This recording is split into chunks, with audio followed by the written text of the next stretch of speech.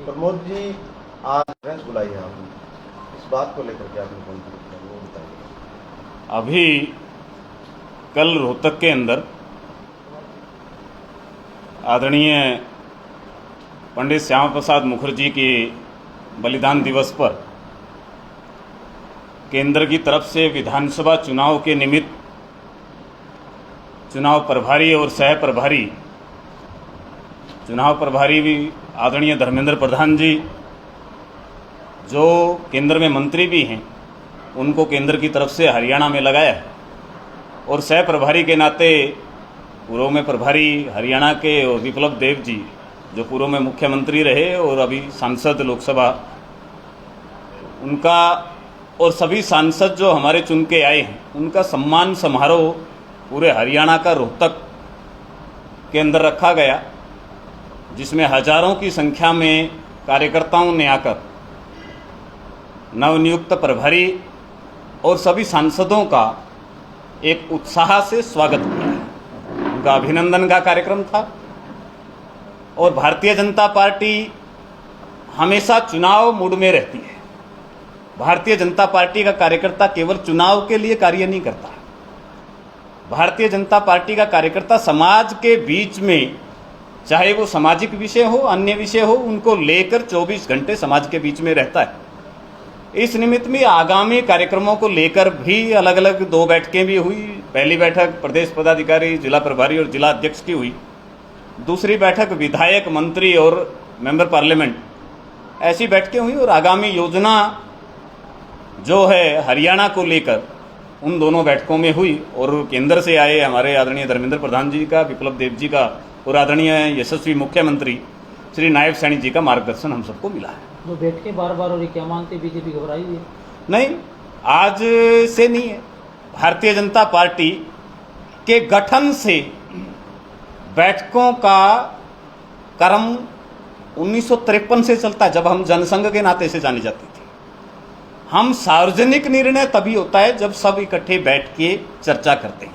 तो भारतीय जनता पार्टी लोकतांत्रिक पार्टी है, वो सामूहिक बैठ के निर्णय होते हैं और उसके बाद तय होता है कि हमें आगामी फील्ड में क्या करना है।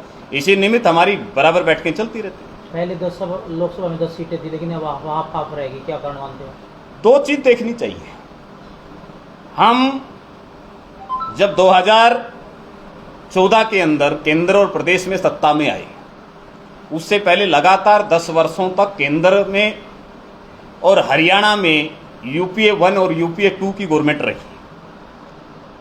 उसके मुकाबले यदि आज भारतीय जनता पार्टी को देखें तो मैं मानता हूं कि राजीव गांधी जी के बाद यूपीए इस लंबे अरसे के तक 244-40 का आंकड़ा नहीं पार कर पाई। हम एक तरफ झूठ का पुलिंदा तो चल रहा है कि भाजपा देखो मोदी जी का रथ रुक गया है, परंतु मैं दूसरी तरफ कांग्रेस से यह सवाल करना चाहता हूं कि राजीव गांधी जी के प्रधानमंत्री कार्यकाल के बाद क्या कांग्रेस की सीट इस आंकड़े को छू पाई? परंतु वही भारतीय जनता पार्टी जो 2 सांसदों से चली थी और जो 2 विधान 2 संविधान 2 प्रधान नहीं चलेंगे इस नारे के साथ और भारत को मजबूत करने के लिए चली थी, आज वो भारतीय जनता पार्टी का मैंडेट इकल्ले का 240 है, जबकि सब दल एक होकर वो सब 234 पर सिमट गए। ये लोकप्रियता आदरणीय नरेंद्र मोदी जी की है, भारतीय जनता पार्टी कार्यकर्ता की मेहनत है। प्रमोद जी, 2019 के मुकाबले 2024 में प्रधानमंत्री नरेंद्र मोदी 4.5 लाख से 1.5 लाख वोटों पर आए। क्या इसमें इनकी लोकप्रियता घटी नहीं है? ऐसा है, यदि लोकप्रियता घटने का पैमाना मैं मानता हूं तो आप पंजाब के अंदर कांग्रेस की सरकार को देखिए। यदि लोकप्रियता घटने का पैमाना मानता तो आप राजस्थान, मध्य प्रदेश के अंदर कांग्रेस का जो बुरा हाल हुआ उसको देखिए। हम आज लोकप्रियता नहीं घटी, एक झूठ कांग्रेस ने पूरे देश में बेचा है। कांग्रेस ने एक झूठ जनता के बीच में परोसा कि भी यदि 400 पार हुआ, मोदी 400 पार इसलिए कह रहा है कि भारत के संविधान को बदले, और जो नीचे जिसके उत्थान के लिए मैं कांग्रेस के आपके माध्यम से आज पूछना चाहता हूं, क्या किसी एक भी आज के पूर्व के प्रधानमंत्री ने किसी गरीब परिवार के पैर धोए? यदि उनका स्वाभिमान जगाने का काम किया है तो इन्हीं प्रधानमंत्री आदरणीय नरेंद्र भाई मोदी जी ने किया है। परंतु समाज को बरगलाना और झूठ के पुलिंदे को फैल के उन्होंने अब नहीं किया, 2008 में भी किया था। 2008 में आपको मैं ध्यान करा दूं, 2008 में कांग्रेस ने गांव-गांव घर-घर में जाके कहा था कि हमारी सरकार यदि आएगी तो हर घर में रोजगार देंगे, लाखों रोजगार देंगे। क्या देश में रोजगार दिए? परंतु मैं मित्रों, एक वो झूठ के कारण फिर भी कांग्रेस इकल्ले में 3 के आंकड़े पे नहीं आ पाई, वो 2 के आंकड़े पे ही सिमट के रहेगी। इतनी झूठ और इतना सब कुछ दल बल सब कुछ लगाने के बाद वो वहां पर सिमट के रही है। इसलिए वहां पर उन्होंने तो सब कुछ कहा कि 5 प्रधानमंत्री होंगे, परंतु जनता ने सोचा कि भारत के भविष्य के सामने आने वाला समय जब विश्व की शक्ति की ओर भारत बढ़ रहा है तो एक मजबूत नेतृत्व की जरूरत है। इसलिए जनता ने दोबारा से नरेंद्र मोदी जी के नेतृत्व में विश्वास जताया। प्रमोद जी, आपने कहा झूठ का पुलिंदा बांधा हुआ कांग्रेस ने, तो जनता ने झूठ पर विश्वास कर लिया। प्रधानमंत्री नरेंद्र मोदी की जो सच्चाई थी, भाई हम संविधान नहीं बदलेंगे, आरक्षण नहीं हटाएंगे, उस पर विश्वास क्यों नहीं किया? 2 चीजें होती हैं जब कभी फैक्ट के आधारित कोई बात बोली जाती है। अब कई बार पंचायत, हरियाणा पंचायत और चौपाल की चलने वाली राजनीति है, वहां पर कई बार भी अनैतिकता के निर्णय हो जाते हैं और कई बार झूठ जोर, वो कहते हैं ना, हरियाणा में कहते हैं कि जोर से बोलने वाला अपना बुबला भी बेच देता और बेचने वाले से अपने फ्रूट और अच्छा सोना भी नहीं बिक पाता। तो इसका परिमाप है कि उन्होंने अपने आप में एक ही बात को बार बार रटा और संविधान की कॉपी को उठाया, जबकि संविधान की प्रतियां को फाड़ने वाले भी यही कांग्रेस के नेता हैं। जिन्होंने संविधान का मजाक उड़ाया यही कांग्रेस है, जिन्होंने संविधान को कभी माना ही नहीं यही कांग्रेस है। भारतीय जनता पार्टी का प्रधानमंत्री चाहे आज के हैं चाहे अटल जी के टाइम पे एनडीए गवर्नमेंट थी, दोनों में हमने संविधान को भी पूजा है, हमने संसद को भी पूजा है, हमने भारत के जनमानस को भी पूजा है और समर्थ मजबूत भारत बनाने के लिए हमने काम किया है। ये सारे भारत आज जानता है, जनता जानती है। और कहीं ना कहीं जब फील्ड में आज जाने का है, जनता के बीच में ठेस भी है कि कहीं ना कहीं ये गलत निर्णय हुआ कि मोदी को हमें वो मैंडेट देना चाहिए था जो आज की जरूरत थी। परंतु आज भी एनडीए का पूरा मत एक साथ है और सबने, आप लोगों ने मीडिया के माध्यम से देखा भी होगा, सबने कहा है कि नरेंद्र मोदी जी के हर मजबूत निर्णय में पूरा एनडीए एकजुट है और ये मजबूत निर्णय लेने वाली सरकार है। प्रमोद जी, राम के नाम पे आपने वोट लिया, लेकिन जो सीट थी वो सीट हार गए हैं अयोध्या की, उसको लेकर के क्या कहेंगे आप? मैं एक ही बात कहता हूं, कभी भी भारतीय जनता पार्टी राम के नाम की राजनीति नहीं करती। आप उसको ठीक तरह सुनिए, पढ़िए। हम राम के आदर्शों पे चलने की बात करते हैं, हम राम के आदर्शों को जनता में, सरकार में स्थापित करने की बात करते हैं, हम राम भारत के मान बिंदुओं को स्थापित करने की बात करते हैं। हम चाहे भगत सिंह की बात है, चाहे स्वामी दयानंद, विवेकानंद, जो भी हमारे मान बिंदु हैं, भगवान कृष्ण है, भगवान श्री राम है, हम सबकी मान्यताओं को, क्योंकि भारत इन सब आदर्शों का पालन करते हुए चलने वाला देश है, इन सब का सम्मान रखना भारतीय जनता पार्टी के हर कार्यकर्ता के रक्त में है।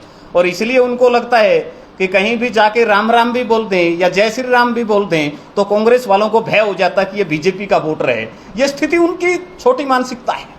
उन्होंने आज तक क्यों नहीं राम के नाम पे राजनीति की, यदि भारतीय जनता पार्टी का इतना उनको डर है?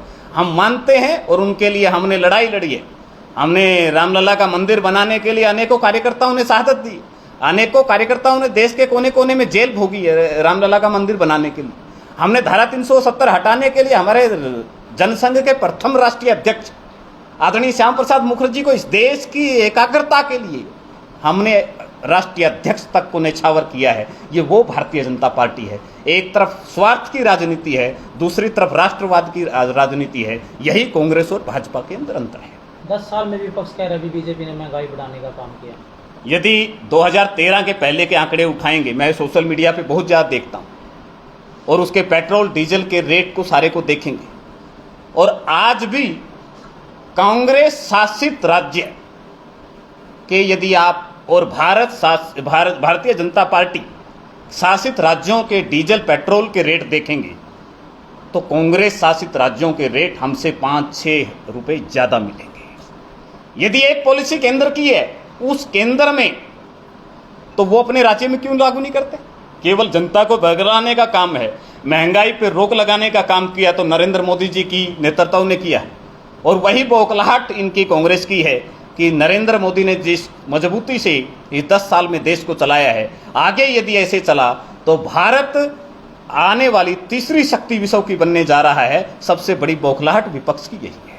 जैसे फैमिली आईडी है, इससे पूरे प्रदेश में हर वर्ग दुखी है। जैसे कि फैमिली आईडी आज भी त्रुटियां काफ़ी हैं, तो क्या मानते हैं इसमें कि कब तक ये चीज़ें हैं जो चलती रहेंगी? आदरणीय मुख्यमंत्री श्री नायब सिंह सैनी जी ने अभी जैसे ही आचार संहिता हटी है, सभी उपायुक्तों को एक आदेश जारी किया, एसडीएम को और जिला उपायुक्त को, कि आप सब सुबह 9 से 11 बजे तक खुला दरबार लगाएंगे और जो भी उसमें त्रुटि है उसको ठीक करके, लगभग डेली का, जैसे जींद का और सफीदों का मैं डाटा पता कर रहा हूँ, डेली का डाटा जा रहा है और बहुत जल्दी इस पे सकारात्मक परिणाम भी गांव-गांव में, गली-गली में दिखने प्रारंभ होंगे।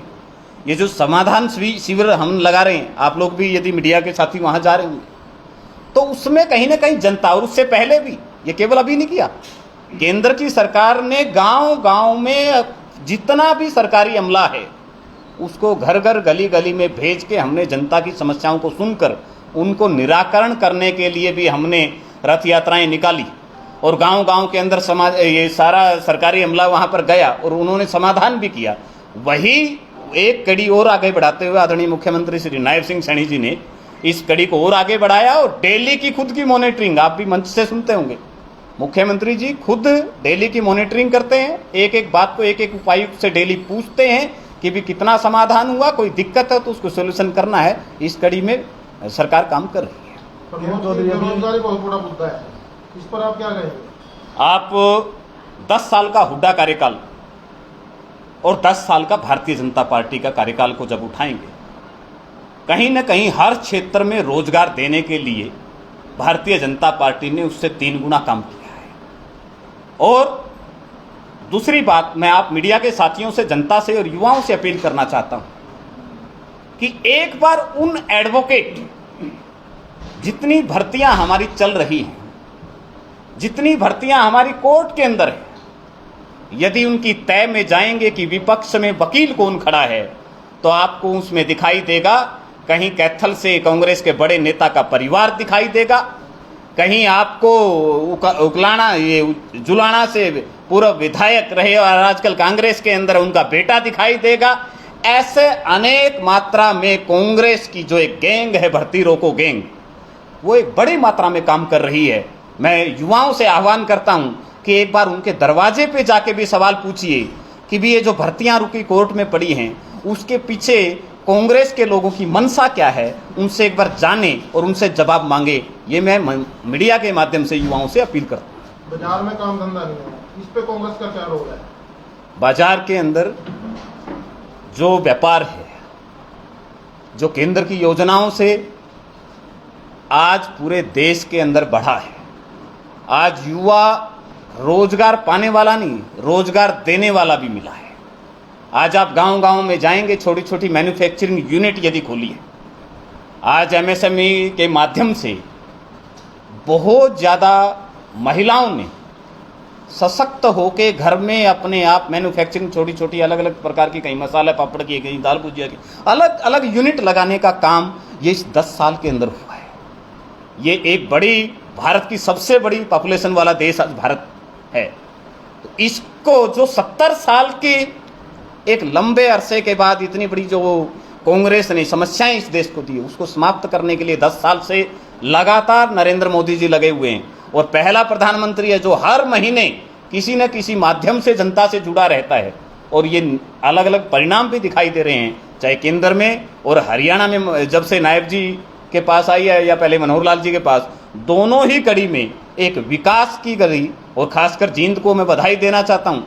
मैं आज 2018 में, आप सब मीडिया के साथी थे, मैंने एक यात्रा निकाली थी कि भी इस इलाके का बैकवर्डपना कैसे दूर हो सकता है। तब मैंने एक बात कही थी कि भी आने वाले समय में जब इंफ्रा का जाल जींद जिले से जाएगा, और आज आपके 2 बड़े हाईवे, चाहे 152D को जयपुर से चलकर आपका चंडीगढ़ की तरफ जाने का है, चाहे आपका दिल्ली से कटरा वाला जाने वाला है। आज दिल्ली बम्बई का बैठा व्यापारी आज प्लान कर रहा है कि मैं जींद के अंदर, कैथल के अंदर, सफीदों के अंदर जमीन लेके बड़े व्यापार लगा सकता हूं, क्योंकि हमने और दूसरी ट्रेन लाइन का भी धीरे धीरे चल रहा है इसके बराबर पैरेलल का काम का। जब ये जाल पूरा होगा, मैंने मानता हूं कि मेरे इलाके का बैकवर्डपना समाप्त करने के लिए ये एक बहुत बड़ा व्यापार लगाने का, ये दोनों हाईवे इसमें सकारात्मक भूमिका निभाएंगे, ये मेरा विश्वास है। कौशल योजना के तहत जो बच्चे लगे थे उनको हटा दिया गया, हजारों की संख्या में जो बच्चे हैं उनका भविष्य अंधकार में, इस बात की तो जानकारी ऐसा आपने अभी बताया है कि, परंतु हमारे ध्यान में जो इक्का दुक्का कोई बात आती है, जहां पर देखो रोजगार किसी को मिलेगा और वो रोजगार को पूरा करे, ऐसी स्थिति में जो रोजगार की फ्लेक्सिबिलिटी जितनी हमने की है कि गरीब परिवार का जिसकी आय 80 से कम है उसका पहला हक होना चाहिए, क्योंकि भारतीय जनता पार्टी पहले दिन से एक ही पंडित दीनदयाल उपाध्याय जी ने जो लिखा था कि अंत्योदय का जो उत्थान, अंतिम में बैठे गरीब व्यक्ति का उत्थान करना, ये भारतीय जनता, और इसीलिए हम कौशल रोजगार को लेके आए। नहीं, पहले ठेकेदारी प्रथा में होता था, जिस विधायक की, जिस मंत्री की, जिस नेता की चलती थी उसी के व्यक्ति लगते थे, परंतु हमने पारदर्शितापूर्ण ये पूरे हरियाणा में करके दिखाया है। और आज गरीब घर में बैठे हुए व्यक्ति को, खेत में काम करते हुए किसान के बेटे को मैसेज आता है कि आपकी परसेंटेज के हिसाब से आपको रोजगार प्राप्त हुआ है। आज उसको किसी नेता के चक्कर नहीं काटने पड़ते। आज सरकार अंतिम व्यक्ति में बैठे हुए गरीब व्यक्ति के साथ खड़ी है। ये एक परिवर्तन पूरे हरियाणा के अंदर देखने को मिल रहा है। क्या वो मेरिट के आधार पर नहीं लिए थे? सबके, मैं ये कहा, किसी की यदि फैसिलिटी में ये कमी कहीं ध्यान में आई है, और यदि कोई व्यक्तिगत आपके पास ऐसे कुछ आ रहा है, वो डाटा जब आप देंगे तो उस पर भी मंथन होगा। इस सारे पे ये स्पष्ट है कि जो यदि हटा है, कहीं ना कहीं गुणवत्ता में या कहीं कोई कारण मिले होंगे या कहीं में रोजगार के लिए होंगे, यही कारण हो सकता है। इसके अलावा मेरे को कहीं ध्यान में नहीं है कि रोजगार जिसको दिया उसको हटा। आज गांव-गांव में मेरे को मिलते हैं कि 36 मेरे गांव में एसएससी से लगे हैं, 35 कौशल रोजगार से, अनेकों गांव है, हरियाणा भर के कई गांवों में मेरा जाना आना, कार्यक्रमों के माध्यम से संगठन ने जो जिम्मेवारी लगी जाना होता है, तो वहां पर ऐसा दृश्य आज से पहले नहीं मिलता था। हुड्डा राज में जींद के अनेकों लोगों ने रोहतक का राशन कार्ड बनवा के रोजगार लेने के लिए मजबूर थे। आज रोहतक का राशन कार्ड नहीं बनवाना पड़ता। आज महेंद्रगढ़, चाहे डबवाड़ी, चाहे कालावाड़ी, कहीं भी बैठा हो, यदि वो पोर्टल में योग्य है तो वो अपने आप रोजगार पा रहा है। इससे युवाओं में पढ़ाई की तरफ आकर्षण बढ़ा है, नेताओं के चक्कर पे नहीं। आज युवा पढ़ाई की तरफ बढ़ा है और यही परिवर्तन हरियाणा के अंदर देखने को मिल रहा है। किरण चौधरी बीजेपी में आए, कितनी मजबूती मानते हैं पार्टी? आज भारतीय जनता पार्टी एक ऐसे वैचारिक पार्टी है और आज वो 2 से लेके, मैं कह रहा हूं, आज वट वृक्ष का रूप है। और देश में अलग अलग प्रकार के नेता आज भारतीय जनता पार्टी के अंदर, और दूसरी जो तुच्छ मानसिकता अपने जेपी जयप्रकाश की आई कि भी किरण चौधरी जी वहां पर इतना प्रताड़ित थे कि क्या विपक्ष की नेता रही, चाहे वो दिल्ली में विपक्ष की नेता रही, हरियाणा की विपक्ष की नेता रही, बेटी सांसद रही, वो विधायक 5 बार की रही, और उसको उसकी विधानसभा के अंदर कार्यक्रम हो और उसको बुलाया ना जाए। जब अपमान होता है, अपमान का घूंट जब कार्यकर्ता पीता है, तो वहां वो सुरक्षित महसूस नहीं कर रही थी। और उसके कारण से उन्होंने भारतीय जनता पार्टी, क्योंकि उस परिवार ने बंसीलाल जी की जब सरकार थी तब उन्होंने भारतीय जनता पार्टी के साथ शासन किया, और किरण जी ने उसका जब केंद्रीय कार्यालय में ज्वाइनिंग की तो उसमें कहा भी कि हमने इस भगवा रंग को पहले भी अपनाया हुआ था, आज नहीं अपनाया, परंतु एक लंबे समय से कांग्रेस केवल एक बाप बेटा की पार्टी बन गई है।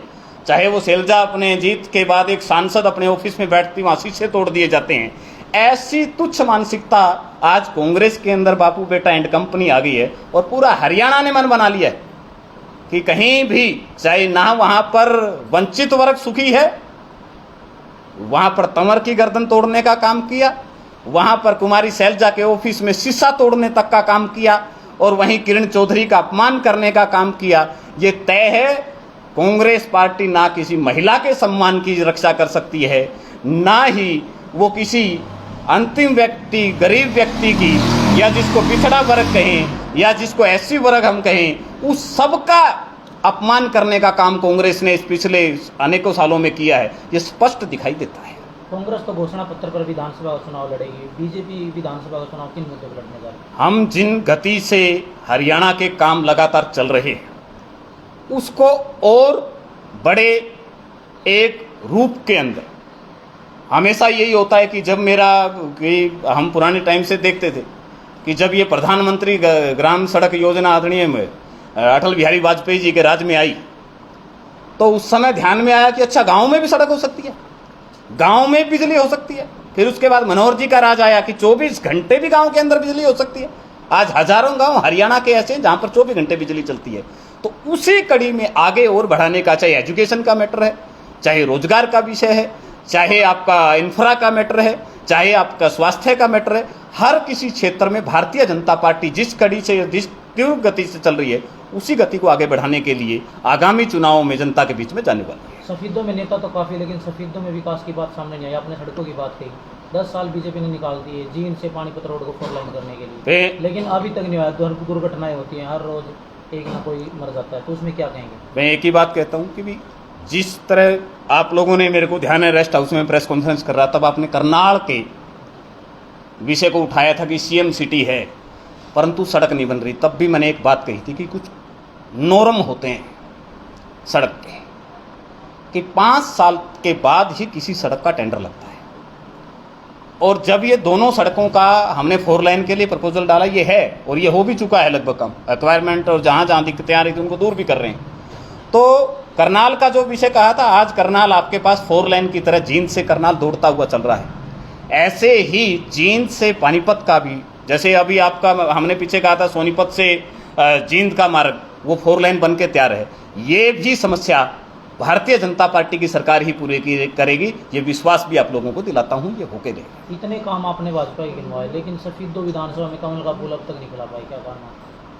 भारतीय जनता पार्टी का कार्यकर्ता, मैंने शुरुआत में ही कहा था, अपेक्षाकृत राजनीति कभी नहीं करता है। हम हमेशा एक ही बात करते हैं, भारत माता की जय के लिए और भारत और हरियाणा को मजबूत करने के लिए काम करते हैं। उसी गति में लगातार कार्यकर्ता लग रहा है। ये जरूरी नहीं कि हर बार जीतेगा, नहीं खिलने का कारण क्या मानते हैं? नहीं, मैं वही कह रहा ना कि ये जरूरी नहीं कि हर बार खिलेगा, परंतु अब की बार सफेदों का अंदर तय है कि कुछ अलग अलग कारण रहते हैं, कई बार स्थितियों में, कई बार निर्णय में, कई वो रहते हैं, परंतु अब की बार तय है कि भारतीय जनता पार्टी और सफेदों की जनता, सफेदों का वोटर सरकार के साथ चलेगा। और हमेशा तय है कि हमने 2 बार सरकार केंद्र में रही तो हरियाणा में भी आई है, 3री बार केंद्र में आदरणीय मोदी जी की गवर्नमेंट आ चुकी है। हरियाणा में लगभग 60 सीटों के साथ, मैं आप सभी मीडिया के मित्रों के माध्यम से कह रहा हूँ कि आज हरियाणा दोबारा 60 सीटों के साथ भारतीय जनता पार्टी मजबूती से सरकार बना रही है। ये जनता के अंदर चर्चा है। केंद्र की सरकार बनने के बाद एक ये उत्साह हुआ है कि भी हाँ, हमसे कहीं ना कहीं चूक हुई है कि जो चीज़ मोदी जी का और हाथ मजबूत करने के लिए करना चाहिए, वो हरियाणा में भी ऐसे ही चर्चा चल रही है कि जिस प्रकार न्याय प्रणाली से कार्य हरियाणा की सरकार ने किया है वो आगे बढ़ना चाहिए। ये जनता के जनमानस के अंदर आज है। असम को जिला बनाया जा रहा है, गोवाना को जिला बनाया, डबवाड़ी को जिला, सफेदों को क्यों नहीं? क्योंकि सबसे पुरानी तहसील जो है। इसके लिए मैं राजनीति से परे हट के आदरणीय मुख्यमंत्री जी से भी निवेदन करूंगा और 10 लोग और जो साथ चलने चाहिए, विपक्ष के साथियों से भी मैं आपके माध्यम से निवेदन करता हूं, सब एकजुट होकर हम अपने इलाके के लिए, हम अपने इलाके की मजबूती के लिए, क्योंकि भारतीय जनता पार्टी सिखाती है कि देश पहले और फिर पार्टी लास्ट में खुद, इसी प्रकार हम समाज को भी पहले लेके चलते। क्षेत्र का विकास करने के लिए यदि हमने कोई लड़ाई लड़नी पड़ी तो हम विपक्ष के नेताओं को भी मैं आह्वान करता हूं आपके माध्यम से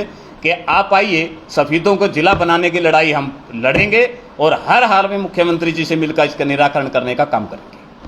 प्रमोद जी, 2019 में लोकसभा चुनाव के जो सफेदों विधानसभा से जीत थी वो करीब 45,000 वोटों से जीती और 2024 में ये सुपर का 5300 वोटों में आ गई। इसमें आप किसका सहयोग मानते हो? मैं आपको एक तो कांग्रेस पार्टी की जीत लगा रहे हो, एक या भाजपा की कमी लगा रहे हो, इसमें किसकी कमी है और किसकी जीत है? मैं एक बात बताना चाहता हूं, आपने ठीक सवाल किया है। पूरे देश में जिस प्रकार से वोट परसेंटेज का इस झूठ के पुलिंदे के कारण हुआ, परंतु सफेदों की जनता का मैं धन्यवाद करता हूं। कांग्रेस का विधायक यहां है, कांग्रेस का प्रत्याशी इस विधानसभा का है, परंतु यहां की जनता ने भारतीय जनता पार्टी के प्रत्याशी को जिताने का काम किया। ये भी मजबूती सफेदों की जनता की है।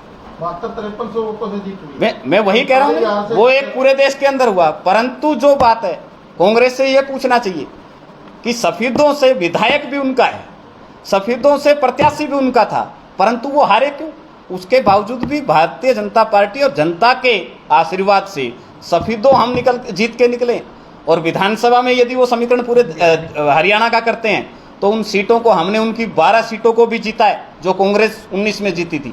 ये चर्चा भी करनी पड़ती है। तो इसलिए ये तय है, हरियाणा में तीसरी बार भारतीय जनता पार्टी की सरकार आ रही है। और मैं आज की जो प्रेस कॉन्फ्रेंस में भी अनेकों विषय मुख्यमंत्री जी ने कहे, या कल गुड़गांव के अंदर ओबीसी वर्ग के लिए कहे, या कल रोहतक के कार्यक्रम में कहे, मैं मुख्यमंत्री जी का भी आपके माध्यम से धन्यवाद करता हूं कि जिस गति से हरियाणा के लिए और अंतिम व्यक्ति के लिए आपने निर्णय लिए हैं वो एक साकार परिणाम लेके आएंगे। इसी के साथ आप